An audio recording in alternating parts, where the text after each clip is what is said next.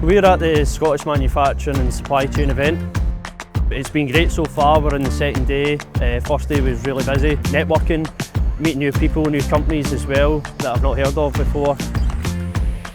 Being at the exhibition has introduced us to businesses that haven't heard of us before and are now exploring avenues about how we can support their organisation. Everyone's really excited, they seem really energised, really engaged, and you know, hopefully the business will continue to grow, and that's what we all want to see.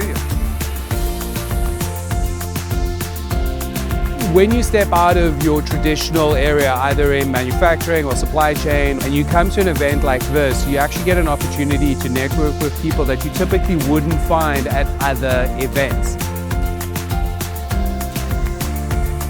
Highlights of the event is obviously really the footfall to the stand. They want to come and talk about the products that we're showing and keeping existing relationships but building new relationships as well.